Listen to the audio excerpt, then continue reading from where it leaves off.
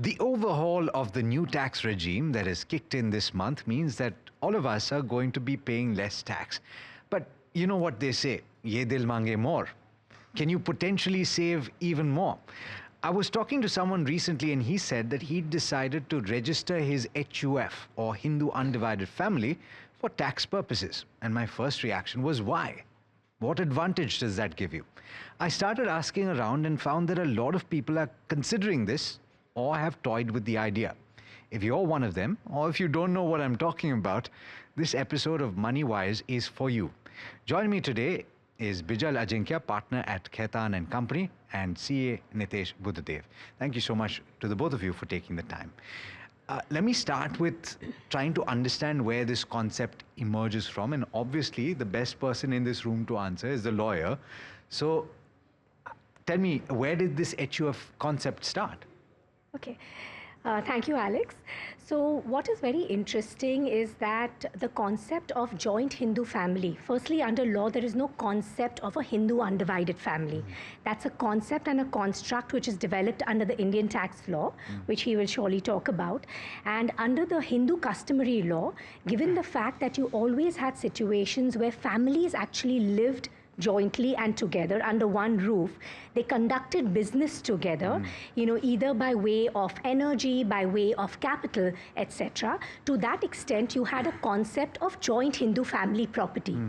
And it is from there wherein by custom, families worked together to really build in the common hodgepodge. They were taken care of by together, as maintenance, lifestyle, etc.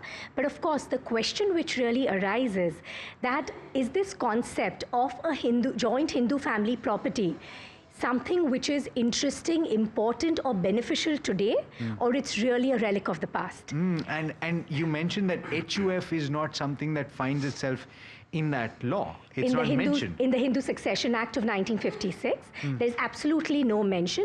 What we really refer to as joint Hindu family is really considered as co-partnery property. Okay. And what you will recall that in the year 2005, when there was an amendment to the Hindu law, females, which is daughters, were essentially considered as equal to their brothers, which is their, which is the sons of the, the Karta or the main person who created that co-partnery.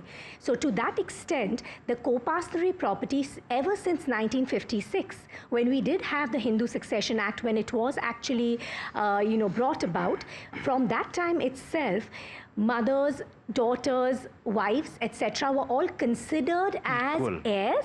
However, a daughter was not considered a co-partnery of a joint Hindu family property. Interesting. And that essentially has come in only in the year 2005. Okay, so we'll talk about that in more detail and also other legal aspects. But then, where does this HUF concept come from? It's a tax concept, isn't it? True. So Alex, like she rightly said, but now what income tax says? Income tax says that if HUF is there, that is recognized as a person. As a separate legal entity. Okay. And now all the Hindu, Buddha, Jain and Sikh, if they are married, they already have HUF. Okay. Yeah, that looks quite confusing. I'm saying that already have HUF because there cannot be a contract to create a HUF. By way of being in a family, there is a HUF. You just need to register that. Okay. So when somebody comes and tells me that, Nitesh, I want to form an HUF, I said, you already have an HUF. Of course, if you are Hindu, Buddha, Jain and Sikh, you just need to register that. Okay. So once you are registering, Alex, you get a separate legal title. Now, so for example, there is a Nitesh Buddhadev and Nitesh Buddhadev HUF. Now there will be a 2 PAN card and 2 separate assessee in the eyes of a law. Okay, and of course, that HUF consists of my family. Okay. Legally, the formation of an HUF, does it require a certain number of members, or can you form an HUF just between a husband and a wife? Okay. So I'm going to consider your question to more talk about a joint Hindu family property. Okay. Right? And to that extent, today, if at all you have a husband, a wife, and let's assume the husband's brother also, right? So you have 2 brothers, their respective wives, they may or may not have children. If they themselves have created property by their joint efforts, their joint capital, hard work, etc., they can themselves call it a joint Hindu family property. Okay. I don't need to register it as such. Right. So even if I am just two brothers itself, they can be considered as a part of a joint Hindu family property in itself. And then, of course, the wives, the children who are really born. And what is important to note, that a wife in an HUF, or rather in a joint Hindu family, which you may register As under an tax as an right. HUF, but you may not register it. But that does not take away the fact that I do have a joint Hindu family property. Now, when I do have a joint Hindu family property, so far as you have, it used to be only the male lineage. Only in the year 2005, the daughters of the male lineage were actually considered co-partners. Right. So the person who really creates that particular, pool of joint Hindu family property is called the Karta, and the members who fall below it, which is essentially 3 lineages below it, are considered as co-partners. Okay.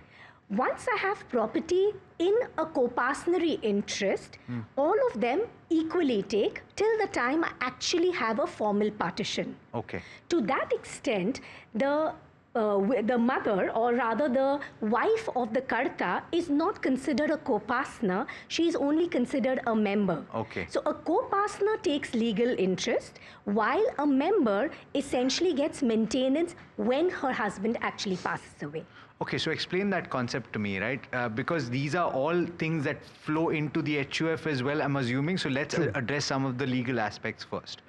I was reading very briefly online, and the criticism of the HUF structure, and we'll get to the advantages as well, but the criticism of the HUF structure, perhaps not informed, and so I'm hoping that you will clarify, is that women do not get an equal say. And you're already saying that they're treated equally under law. Can a woman be a Karta? A woman can be a Karta, and there has been a judgment of the Supreme Court in the year 2020 to essentially say that if the oldest co-partner who is living is not a male and is a female, then to that extent, that female, who could be a daughter, can actually be considered as a Karta. So let us look at a classic structure. You could have a father who has created an HUF. The father has his wife living. Wife is considered a member. And let us assume they have 2 children, both of whom are daughters. Now, when the father passes away, the widow does not become a co-partner, and she cannot become hence a Karta, because she is yet a member. Yeah. So therefore, whoever is the older of the daughters between the 2 of them can essentially step in to the position of a Karta, and that has been clarified in the judgment of the Supreme Court in the year 2020. Okay, so just to add that, so it's quite simple, like she's saying, if I'm born, anybody is born in the family, can be a co-partner. It can be a male or a female. Yes. But somebody is coming in a family as part of a marriage. Right. So that woman member will be called a member and not a co-partner. So she can't have a partition in the HUF. That's one of the limitations you are talking about, right? Rest, all other rights are there. I think the only thing is that they can't ask for a partition. Sure. So that's the only limitation I think they have. Okay. Right? Hypothetical scenario, in this situation, you talked about both the children being daughters. But in the event that there are 2 children, one is a daughter and one is a son, the son is younger, can the older sibling be Karta? Okay, so by customary Hindu law, it essentially goes by the male lineage. Right. So if you have a male as a co-partner, it is the male who actually will become the Karta and not the female. Okay. So it's only in situations where, for whatever reason, the male is incapable of acting, is incapacitated, etc., then of course the female daughter can actually step in. Okay, so we've already had a fascinating conversation about the origins of this structure, but let's get into the aspect of why this is something that so many people are drawn to. What are the advantages from the perspective of tax? I agree, Alex. The why should be very much clear because what happens, people just create HUF without knowing the nuances of that, and there it lags and they fall into all the type of tax scrutiny and all that thing. Now, why we should have, or one should have HUF, right? So for example, if I have my HUF, okay, let's say there is some ancestral property which is I'm going to inherit, okay, that might come into my individual share, okay. Sure. Instead of doing that, why? Because I am into 30% tax bracket, my wife is also in 30% tax bracket, right? Now if I get that property in my name, and let's say if I'm drawing some rent out of that, okay, that is on a rent. Now whatever rent I'm earning, I need to pay 30% tax on that. Yes. So why not to have a separate person, and I can transfer that property into that, and that's the Nitesh Buddhadev HUF. Okay. If that property goes into the Nitesh Buddhadev HUF, now whatever rental income property receives would be taxed separately under the HUF. Okay. Because it is an ancestral property. Okay, and that is by will, it's going into the HUF. Okay. So that's the biggest advantage. And what is the biggest advantage? Now, because this being a separate legal person under income tax, I get a 4 lakh rupees in the new regime, the tax benefit, that's the slab rate. Now, let's say when I want to sell that Isn't property. it 12? So don't you get the redemption? Not redemption, sorry, I'm talking about the rebate. The rebate, yeah. Don't you That's get the quite rebate? interesting. And that's why I mentioned it's only 4 lakh. Most of the tax laws for HUF is like an individual. Right. But your HUF does not get the benefit of rebate. Interesting. Yeah. So it's not 12 lakhs. No, it's not 12 lakh. Okay. So if it's under the HUF, it's only 4 lakh rupees under the new regime. In the old, it's staying 2.5. Now, but still, Alex, with that 4 lakh, 0 to 4, 4 to 8, 8 to 12, the whole tax slab benefit that HUF property will take benefit of, and because of that, there would be a significant reduction in the tax liability. It's not 30%. It's effectively going to be about 60,000 for a 12 lakh income, right? Right. Approximately. Yeah, approximately that much, right? Yeah. So that's the first benefit. The second thing, now whatever asset I create out of that rental income, I might invest that money into shares, mutual fund, or maybe a FD. Those all income will also be considered as HUF's income. That's the second level of income. Now the third benefit, whenever I'm selling out of any of these assets, the capital gain also taxed in the HUF's name. So for example, let's say if I am booking my capital gain 1,25,000 every year, that's for Nitesh Buddhadev, I can do the same thing for my HUF also. Okay. So all level, you can have as simple as that, as separate legal person. So that's, I would say, a main benefit of an HUF. Of course, it's recommended if it's a nuclear family. And she can talk more on that. What I do want to ask that because some of the aspects, of course, and I completely understand if you find that some of the legal aspects of the formation of this HUF, or I should say co-parsonary property, as you very clearly mentioned, are a little complicated. So let's talk about some of these aspects, right? Because the two terms that stick out, Bijal, are co-partner, karta, co-partner, and member. How do you distinguish between these three? Okay. So if you look at a situation where you have a man who creates an HUF, he basically wants to declare that this property which I am actually throwing into the common hodgepodge is not only mine, it is supposed to belong to the family as a whole. Okay, so right? split ownership of You're that asset. splitting it, Okay. right? So to that extent, the man who creates the HUF, he would be called the karta, who's like a manager to an HUF. Okay. So he will take the decisions on the HUF. You know, if there's voting on shares to be done of which are held by the HUF, he will be the one who will actually undertake that. But he doesn't get a higher share. He does not get a higher share because he has now thrown it into the common hodgepodge. Okay. All the co-partners have an equal share. Okay. Now let us look at who are the co-partners. So let us look at a situation where it is the man, he has his wife, let's assume he also has a mother and a sister, and he has 2 children. In a situation of an HUF, it would be the wife who would be considered a member. The children, both son and daughter, assuming the HUF is in existence post 2005, which is where you had a change to the Hindu law bringing daughters equivalent to the son. Right. Both the son and the daughter would essentially be considered as co-partners. Okay. The mother and sister are not a part of this particular HUF at all. They would have. So the sister would have been part of She their may be a father's part of HUF. She may be a part of her father's, and she also may be a member to her husband's HUF. Got it. Okay. Right? So now you have a situation, you have father, 2 children, Yeah. all 3 being co-partners. Assume the son is married, his wife as well as the karta's wife are both members. What Okay. are the rights of a member? Yes. A member cannot demand partition. However, if the person she is married to, who is a co-partner, he passes away, then in that situation, she does get a right in the HUF, which is equivalent to the share of her son. Okay. So in this case, okay, so let's simplify this with an example, right? So you're talking about an HUF structure where there is one property and there are three co-partners and one member. Okay, I hope I've got this right. Okay, yes. Husband, wife, 2 children. So therefore, husband is the karta, 2 children are the co-partners, the wife is the member. That's correct. In the event of the husband's demise, and here you're talking about a one-third ownership of this property between the father and the 2 children. In the event of the father's demise, the wife would get 1/3 and the 2 remaining children would get 1/3 and 1/3 each? Okay, so because of birth itself, the 2 children have already by birth in itself got a 1/3 in the yes, property. they already had that. Right? So you have 1/3, 1/3, 1/3. Now the husband passes away. His share, which is the 1/3, gets divided again between the 2 children and his widow. Okay, so therefore that is divided 1/3, 1/3. That's correct. So it's a 1/9 which the widow is getting. And now the children have one which they have inherited from father, yes, which is a 1/9, plus their own which they have got on birth, which is another 1/3.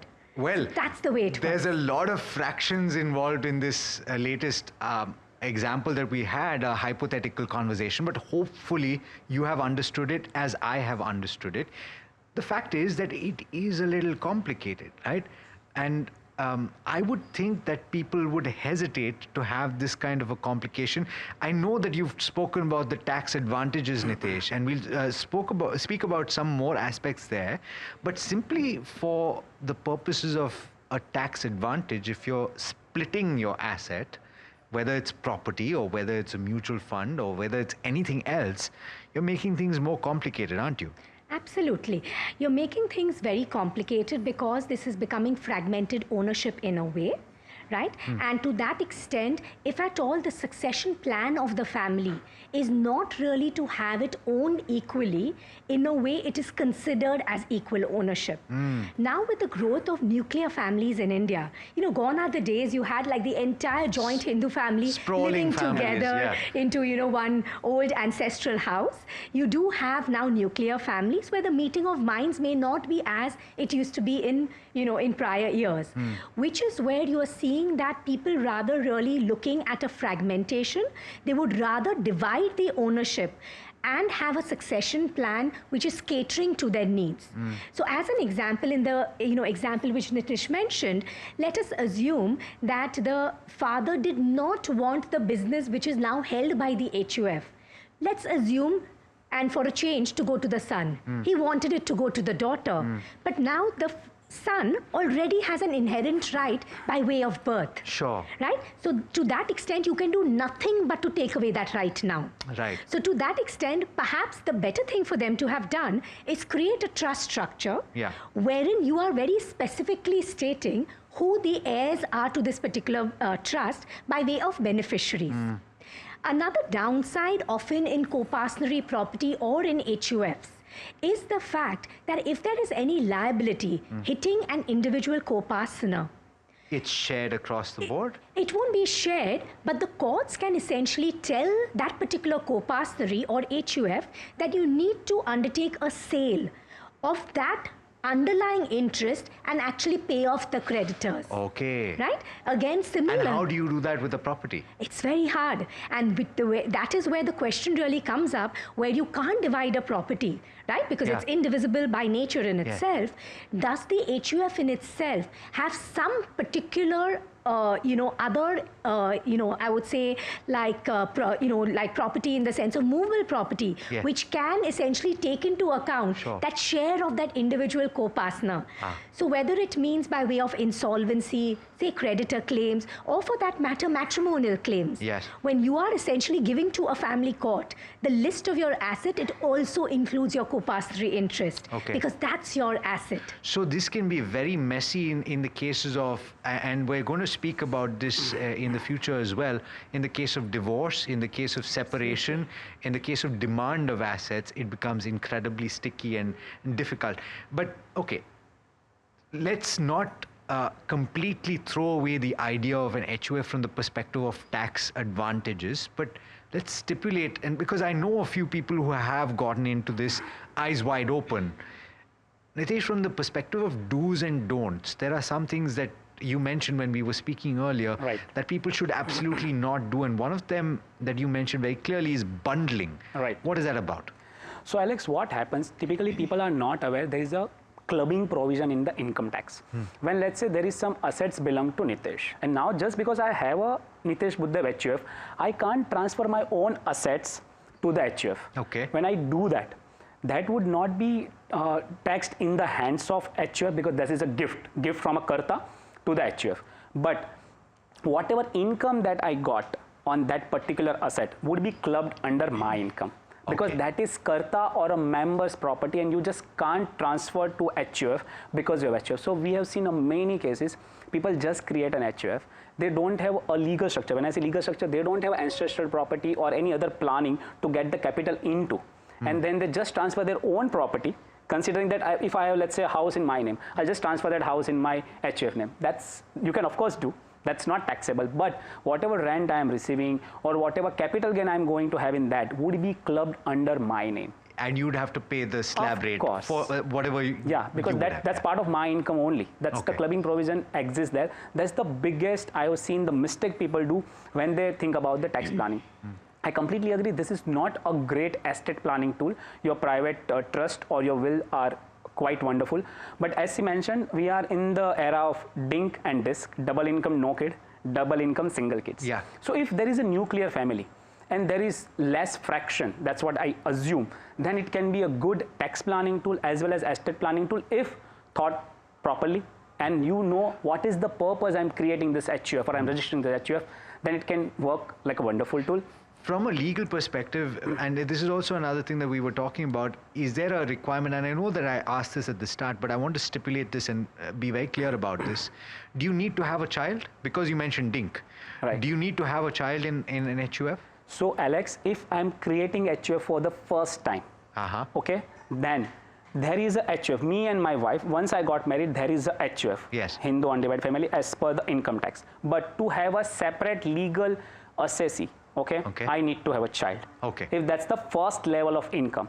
But there is one exception. If I'm getting ancestral property in my name or HUF name, even me and my wife can be a HUF. So if a first level HUF, which I'm creating just now without ancestral property, then I need a child because I need a Karta and a co-partner. And as he rightly said, my wife is just a member and not a co-partner. And I need at least, so again, I'm going back to the legal thing. And that's why me and my child is a co-partner. I'm a Karta and my wife is a member. And now I have the first layer of a HUF. Understood. That comes into existence in the eyes of law once I register that. And so hypothetically, in a scenario like this where you have your Karta, your member, and you have a co-partner in the form of your child, so only 3 entities that are part of this one unit, you could technically have, as you pointed out, 2 working members.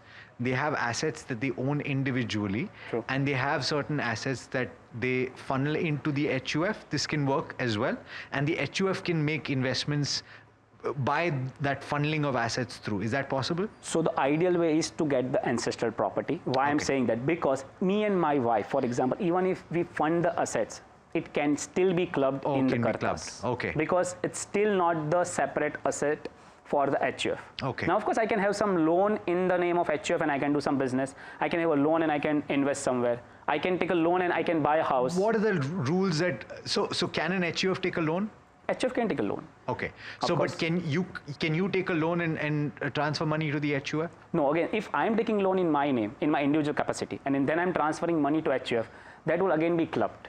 Why? Because this is again a kind of a gift. Yes, but if there is a nominal, if there's an interest rate that you charge to the HUF? So there is a gray area, but if I am just lending money to HUF, being a Karta, there can be a situation that assessing officer might ask me to prove that why I have landed at first place. So that can be a gray area. So I would not recommend that. And the best way, if you ask me, to get the capital, because getting the capital in HUF, for the first time HUF I'm saying, it's very difficult. Yes. Only and only if you have some property, some financial assets in the ancestral, and that's going to come in your name. Yes. It's better to take an HUF, of course, considering all the legal framework. Okay, quick question on that then, and we're running out of time, so a few legal aspects that I want to cover is that, do you have to stipulate the person that you're inheriting from that they write in their will that they would like to transfer this asset into their child's HUF? That's because correct. otherwise it would effectively go to the individual, right? That is correct. Absolutely. Okay. That's right. And the second aspect is we're not too far away from a uniform civil code. Does that put a spoke in the wheel of the HUF structure? Absolutely. So once we have the uniform civil code, across the country, then in that situation, personal laws will not be in existence at all. Okay. So be it the Hindu law, be it the Muslim law, the Parsi law, etc., all on succession, they will not be in existence at all. And to that extent, what is considered as, joint Hindu family property or co-pastory property may not exist in itself. Wow. So to that extent, yes, it will be by my personal laws. It would have so many more far-reaching implications than just on the surface. Absolutely, absolutely, and which is where there will be a lot of resistance in really having a uniform civil code, especially because a lot of our succession laws are by custom. It's really by the religious texts which that particular religion has, and to that extent, to somewhere say that that does not really matter, and we're going to now have a uniform civil code is going to be a cause of a lot of heartburn. No doubt, and so therefore there's lots to talk about even there. But thank you so much to the both of you for joining in. This has been a fabulous conversation. It's been eye-opening and educational for me as well. Thanks for having us. Thank you so much. All right, I hope that you found as much value as I did from this conversation. If you did, please do let us know in the comment section, and do stay tuned. This is NDTV Profit.